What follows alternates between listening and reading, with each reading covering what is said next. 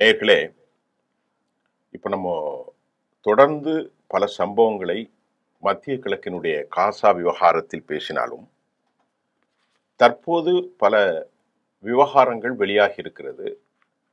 அதில் மிக முக்கியமாக அமெரிக்காவை நம்பக கூட்டாளியாக ஆக்குவதற்கு தற்போது பெஞ்சமின் நேதன்யாகும் அவருடைய தீவிர வலதுசாரி தீவிரவாதிகளும், அப்படிதான் அதை சொல்ல வேண்டும், தடுத்து கொண்டிருக்கிறார்கள். இந்த யூத தீவிரவாதிகளான பென்கேவிர் மற்றும் பெசலில் ஸ்மோட்ரிச் போன்றவர்கள் மக்களை அழிக்கணும், வீசிக்கொண்டே இருக்கணும், ஃபோர்ஸபுளா எவாக்குவேட் பண்ணணும், ஹமாஸை அனிகிலேட் பண்ணணும் அந்த டெரிட்டோரியிலிருந்து. வித்தவுட் பீஸ் கிரேட்டர் இஸ்ரேல், இது ப்ராமிஸ்ட் லேண்ட். அப்படி இல்லைன்னா நாங்கள் வித்ட்ரா பண்ணோம் ஆட்சிக்கு. பெஞ்சமின் நேதன்யாகு இப்போ அதுக்கு ஏற்றவாறு கலகம் செய்வதை அமெரிக்கா நன்கு உணர்ந்து கொண்டது. அரபுகள் உணர்ந்து கொண்டாலும் அரபுகள் பார்த்து கொண்டிருக்கிறார்கள். அமெரிக்காவினுடைய சிஐஏ மற்றும் இன்டெலிஜென்ஸ் ரொம்ப கவனமாக இதையெல்லாம் பார்த்து கொண்டிருக்கிறார்கள். ஒவ்வொரு நிமிடமும் நாம் பேசி கொண்டிருப்பதை விட 10,000 லட்சம் கோடி நுணுக்கமான செய்திகளை அமெரிக்கா இன்டெலிஜென்ஸ் அறிந்து கொண்டதால் ஜேடி வான்ஸ், அமெரிக்காவினுடைய வைஸ் பிரசிடென்ட், அவர் நேற்று ஸ்கேம் ஹியர் அதேர் அங்கே வந்துட்டார். அவர் எதற்கு வந்தார் என்று சொன்னால், இப்பொழுது மத்திய கிழக்கிலிருந்து துருக்கி, எர்டோகன், கத்தருடைய அப்துல் ரஹ்மான் அல் தானி, அதை தாண்டி அவர்களுடைய நம்பகமான கூட்டாளிகளான மிக முக்கியமாக MBS முகமது பின் சல்மான் சவுதியிலிருந்து மறைமுக சில அழுத்தங்கள், சில பேச்சுக்கள் போய்கொண்டிருக்கிற நிலையில் இவருடைய நிலை ஒட்டுமொத்த அமெரிக்காவுக்கும் பெரும் சீரழிவை ஏற்படுத்தும், நாங்கள் தொடர முடியாத சூழ்நிலையை ஏற்படுத்தும் என்றெல்லாம் ஏதோ காரணங்கள் சொல்லியிருக்கிறார்கள். அது வெளியாக வரவில்லை. இந்த நிலையில்தான் அமெரிக்காவினுடைய வைஸ் பிரசிடென்ட் ஜேடி வான்ஸ் வந்திருக்கிறார். அவருக்கு பக்கபலமாக ஜெரி குஷ்னர் இருந்து கொண்டிருக்கிறார். அவருடைய மருமகன் ஸ்டீவ் விட்காஃபும் அங்கே இருக்கும் காட்சி நாம் காண முடிகின்றது. ஜேடி வான்ஸ் ஏன் இப்பொழுது வந்தார் என்றால், ட்ரம்புடைய கடுமையான கோபத்தை, சினத்தை அவர் எடுத்துரைப்பதற்காகவே வந்திருக்கிறார். நேரடியாக காசா அரசாங்கம் குறித்து தனக்கு எதுவும் தெரியல அப்படின்னு அவர் பேசினாரு. அப்போ அவர் ஏன் வந்தார் என்ற கேள்விதான் நமக்கு எழும். இந்த ட்ரூஸ்ல சீஸ்பயர்ல அவருடைய ஈவெண்ட்ஸ் ஒன்றும் இல்லை.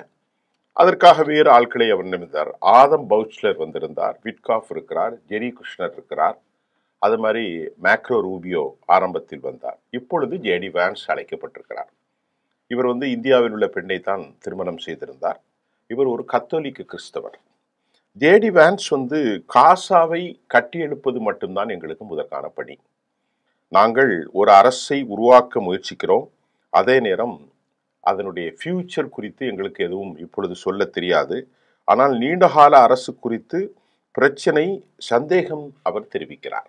ஏனால் இந்த மாதிரியான ஒரு டிசன்ட் சிச்சுவேஷன் குறித்து அமெரிக்க வைஸ் பிரசிடென்ட் ஒரு பட்டும் படாமலும் ஒரு ஸ்டேட்மெண்ட்டை அவர் கொடுத்திருக்கிறார்.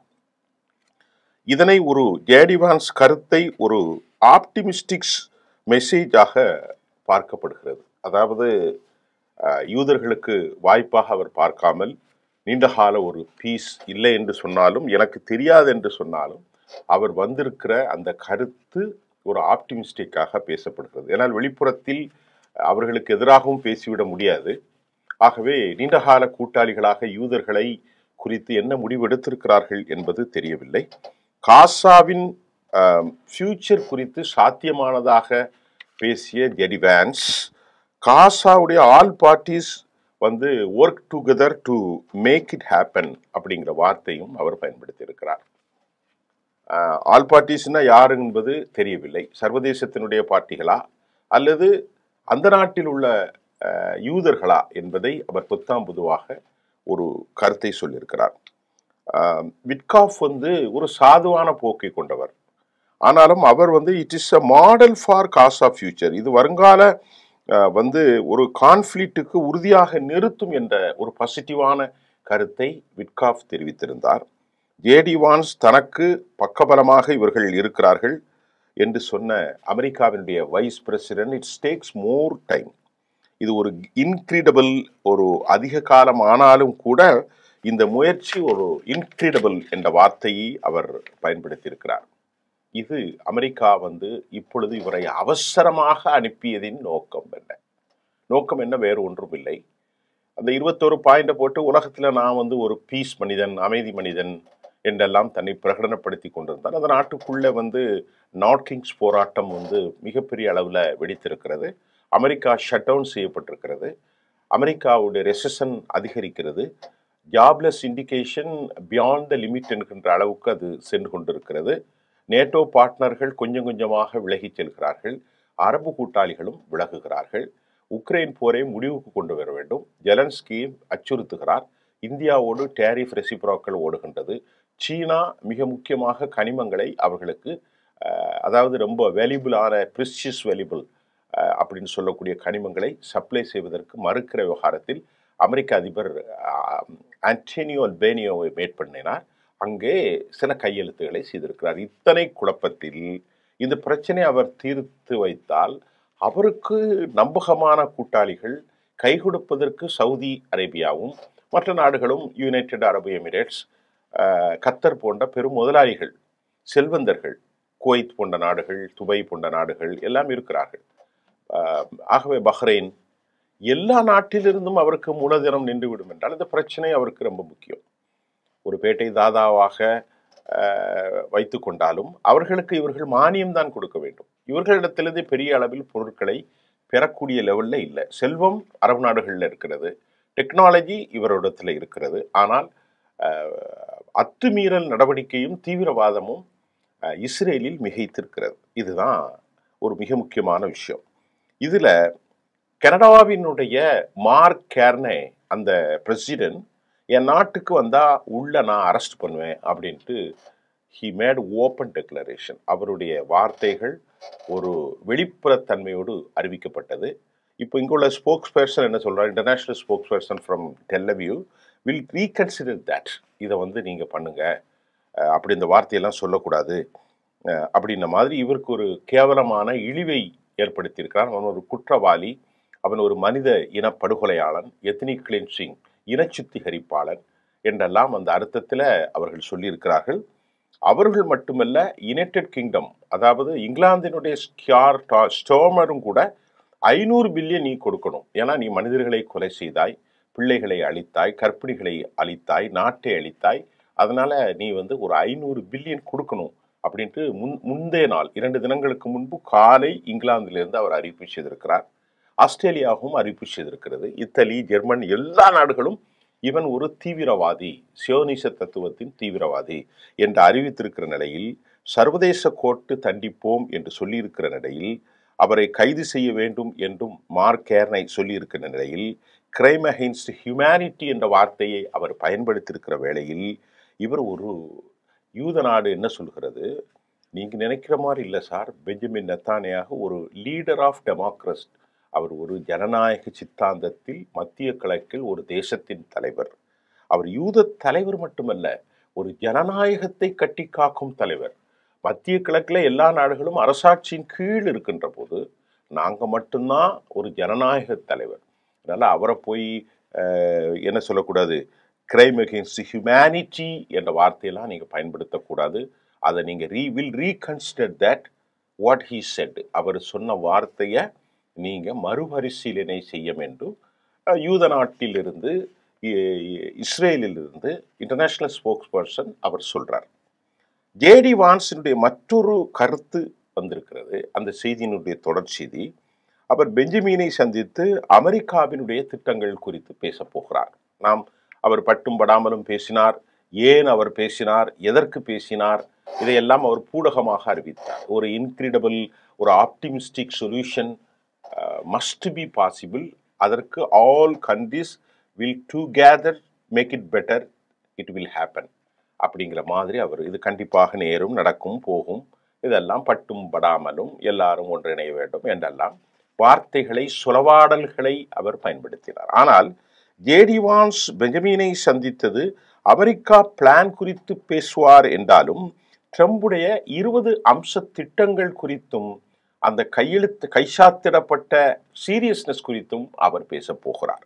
ஏனென்று சொன்னால் இங்கே இல்லாத போகாத ஊருக்கு வழி தேடும் கதையாக பெஞ்சமின் மிரட்டி கொண்டிருக்கிறார். பெஞ்சமினுடைய நோக்கம் என்ன? இந்த ஒப்பந்தத்தை சீர்குலைப்பது. அமெரிக்கா நன்கு உணர்ந்திருப்பதால் தான் இப்போ ஜேடிஎன் சொல்கிறார். அவர் சொல்லுகிறார் ஆயுதங்கள் மௌனிப்பு. ஆனால் ஹமாஸினுடைய கலீலுல் ஹயாவிலிருந்து பல மூத்த தலைவர்கள், அவர்களுடைய பெயர்கள் கூட எனக்கு இப்பொழுது சரியாக ஞாபகம் இல்லை, கலீலுல் ஹயா ஞாபகம் இருக்கிறது, இந்த திட்டத்தில் நாங்கள் ஆயுத மௌனிப்பு என்ற பேச்சே இல்லை என்று சொல்லியிருக்கிறார். ஆயுத மௌனிப்பு இருந்தால் நாங்கள் போலீஸாக செயல்பட முடியாது. இப்பொழுது தற்போது அங்கு பலவிதமான குழுக்கள் ஆயுதங்களை வைத்து மக்களை கொள்ளையடிக்கிறார்கள், மக்களை உடைய பொருட்களை திருடுகிறார்கள். பலவேறு நாசகார செயல்களுக்கு நாங்கள் போலீஸாக செயல்படணும். we were elected body. நாங்கள் அந்த தேசத்தின் தேர்ந்தெடுக்கப்பட்ட ஒரு அரசு தலைவர், சும்மா வரல. இப்போ ஹிஸ்புல்லாவும் சரி ஹவுதியும் சரி அவர்கள் ஒரு ரெபல்ஸ் தான். ஆனால் ஹமாஸ் அப்படி இல்லை. அங்கே பிஎல்ஓக்கு எதிராக ஒரு எலெக்ஷன் கான்ஸ்டியூட் பாடி மாதிரி வச்சு அதில் தேர்ந்தெடுக்கப்பட்ட ஒரு அமைப்பு. So we should have a responsibility to protect our national identity and also the people of Gaza. அது மட்டும் இல்லாமல் இதையெல்லாம் பார்க்க வேண்டிய ஒரு கடப்பாடு, we should have a responsibility. எங்களுக்கு ஒரு கூட்டு பொறுப்பு இருக்கிறதுனால் நாங்கள் ஆயுதத்தை வைப்போம் என்ற பேச்சுக்கு இடமில்லை என்று அவர்கள் ரொம்ப தெளிவாக ஓப்பன் டெக்ளரேஷன். இப்ப இதை பிரச்சனை கொடுத்துவதற்கு பெஞ்சமின் முயற்சிக்கின்றார். ஆக அமெரிக்காவுக்கு இது புரிகிறது. ஆகவே இதற்கிடையிலே அடுத்த மாதம் சவுதி அரேபியாவினுடைய crown prince MBS Mohammed bin Salman அமெரிக்காவுக்கு சொல்கிறார். அவர் மிக முக்கியமாக யூதர்களுடைய சங்கடங்கள் குறித்தும் அவர் பேச போறார்.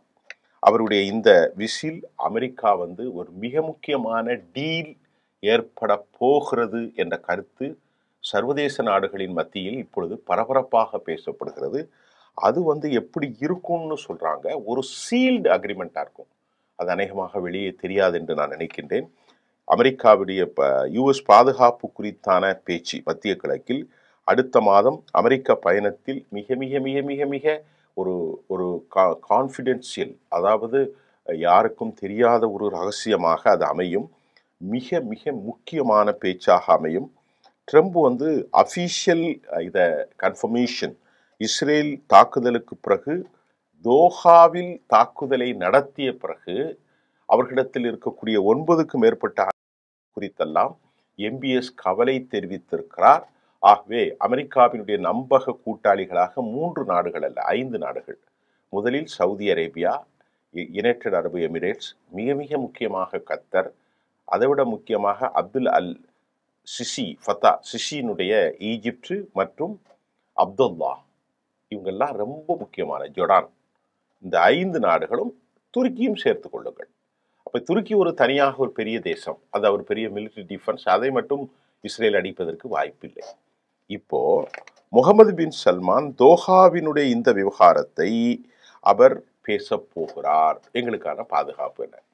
9 ஆண்டுகள் இருப்பதால் இஸ்ரேல் இந்த ரீஜனல் டென்ஷனை ஏற்படுத்துறாங்க. அதனால இது ரொம்ப த்ரெட்டாக இருக்கிறது. அந்த செய்தி அப்படியே வாசிக்கிறேன். இந்த regional threat to the Gulf nation, இதெல்லாம் நாங்க பேச போறார்கள். அரபு Israel normalisation across the region. அப்படின்னா நீ என்ன செய்ய போற அப்படின்னு இவர்கிட்ட பேச போறார் எம்பிஎஸ். ஏன்னா எம்பிஎஸ்னுடைய கோரிக்கையை நிராகரிக்க முடியாது. ஏன்னா மிகப்பெரிய பரந்த நிலப்பரப்பையும் பெரும் ராஜ்யத்தையும் செல்வங்களையும் கொண்ட ஒரு பெரும் தேசம். அதனால சவுதி அரேபியா மற்ற நாடு மாதிரி ஏமாற்ற முடியாது. பாகிஸ்தானோடு இப்போ அவங்க ஒரு என்ன சொல்றது அக்ரிமெண்ட் போட்டிருக்கிறாங்க. இந்த விஷயத்தெல்லாம் பேச போறார்கள். சவுதி பாக்கினுடைய நியூக்ளியர் டீல், ஒரு strategic ties beyond traditional West partner அப்படிங்கிறதையும் ரொம்ப முக்கியமாக இதில் கவனிக்க வேண்டும். இது ஒரு high stakes deals could be finalised அப்படிங்கிற ஒரு செய்தியும் நமக்கு கிடைச்சிருக்கிறது. பெஞ்சமின் நேற்று அவர் நாட்டிலே பேசுகின்ற போது நான் ஒரு கையில் பாமை வைத்துக் கொள்வேன், ஒரு கையில் சமாதானத்தை பேசுவேன் என்று அவர் சொல்லியிருக்கிறார். இதை விட பெரும் மோசமான ஒரு செய்தி, 153 டன் ஆஃப் த காசாவில் வீசியதாக பெரும் மகிழ்ச்சி மேற்கொள்கிறார். மக்களை அழித்ததற்கு ஒரு பெரும் மகிழ்ச்சி அடைகிறார். அவருடைய கைகள், காது, நாக்கு எல்லாமே இரத்த கொலைதான் இருக்கிறது. பிள்ளைகளை எல்லாம் அழித்துவிட்டு, கர்ப்பிணிகளை எல்லாம் அழித்துவிட்டு, தேசத்துல வாழ்வதற்கு வழி இல்லாமல் எவ்வளவு ஒரு மனமான ஒரு ஆட்கள், அந்த உள்ளம் எப்படி இருக்கிறது என்பதை நீங்கள் பாருங்கள். தயவு செய்து கொஞ்சம் நடுத்தன்மையோடு நீங்க பாருங்க. இஸ்ரேல் சகோதரர்கள் நம்முடைய மக்கள் தான். அவர்கள் யாரும் இதற்கு ஆதரவு கொடுக்கல. இஸ்ரேலில் உள்ள மக்கள் யாரும் பெஞ்சமினுடைய இந்த இதை ஆதரிக்கவில்லை. அயலகத்தில் வாழ்கிற அமெரிக்காவில் வாழக்கூடிய மக்களும் கூட இஸ்ரேலை தங்கள் நாட்டின் தலைவன் சுயநலத்தோடு பாடுபடுகிறான் என்பதைத்தான் எதிர்க்கட்சிகளும் சொல்கிறார்கள், மூத்த தலைவர்களும் சொல்லியிருக்கிறார்கள்.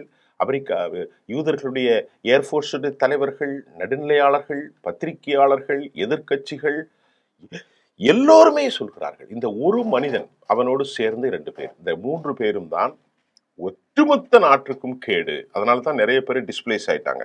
லேக்ஷன்ஸ் பீப்புள் மைக்ரேட்டட். அவர் அங்கிருந்து வெளியேறிவிட்டார்கள், வெளியேறிக்கொண்டே இருக்கிறார்கள். யூப்ரஸ்ட் அந்த நாடுகளுக்கு போய் கொண்டிருக்கிறார்கள். நிறைய பேர் கனடாவுக்கு போகிறார்கள். நிறைய பேர் யூரோப்பிய யூனியனுக்கு போக மறுக்கிறார்கள். என்னால் அவர்களுக்கு ரொம்பவே மன சங்கடம் ஏற்படுகிறது. ஆகவே இந்த மாதிரி ஒரு சூழ்நிலையில் அவர் நெசட்ல பேசுகின்ற போது ஒரு கையில் வெடிகுண்டு, மற்றொரு கையில் பீஸ். இஸ்ரேல் எப்போதுமே வெரி ஸ்ட்ராங். இதுக்கு முன்னாடி அன்பிரசன்டட், அதாவது இதுக்கு முன்னாடி நாங்கள் எப்போதும் இல்லாத அளவுக்கு ரொம்ப ஸ்ட்ராங்காக இருக்கோம் என்கிற வர ஜம்பம் பேசுகிறார்.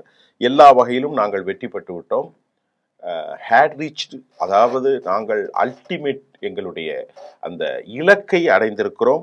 ஹமாஸை நான் உள்ளே படைகளை அனுப்பியதால் தான் இன்னைக்கு அவன் சரண்டர் ஆயிருக்கான் என்று அவர் சொல்கிறார். JD Vance, Kushner, Steve Witkoff மீண்டும் அவசர வருகை.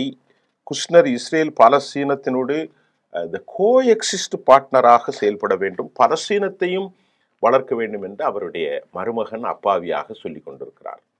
அமெரிக்காவினுடைய திட்டம் நாம் அறிவது கஷ்டம். அமெரிக்காவினுடைய உள்நோக்கத்தை எல்லாம் யாரும் கண்டுபிடிக்க முடியாது. வெளிப்படையாக இன்றைக்கு JD Vance, Kushner, Steve Witkoff இவர்களுடைய செயல்பாடுகள் இந்த பிராந்தியத்தில் ஒரு அமைதி ஏற்படுத்தணும் அப்படின்னு முயல்றாங்க. இன்னைக்கு அமெரிக்கா ஒரு கால் இதை இன்னும் அழுத்தம் கொடுத்தால் ஒரு rift must be possible in between the relationship. இவர்கள் 2 நாடுகளுக்கும் இடையிலே ஒருவேளை ஓவர்கம் பண்ணலாம். சுயாதீனமாக அமெரிக்காவை நம்பிக்கொண்டிருக்க முடியாது என்ற ஒரு சூழ்நிலையில் வரும். ஆனாலும் எப்படி வந்தாலும் அது யூதர்களை அவர்கள் கைவிடப் போவதில்லை என்பதை முகமது எல்மிரிசியினுடைய கருத்தையும் நான் நம்புகின்றேன். ஒருவரும் ஒவ்வொரு பாதையிலே பேசிக் கொண்டிருக்கிறார்கள். இதுதான் தற்போதைய நிலையாக இருக்கிறது. ஜேடி வான்ஸினுடைய விவகாரம், இப்பொழுது எம்பிஎஸ்னுடைய அதிர்ச்சியான கருத்து, அமெரிக்கா அனுப்பி வைப்பது, இதையெல்லாம் இன்றைக்கு பொது செய்தியாக நாம் பார்த்திருக்கிறோம். இன்னும் எப்படி நடக்கப் போகிறது என்பதை அடுத்த செய்திகளோடு பார்ப்போம். நன்றி.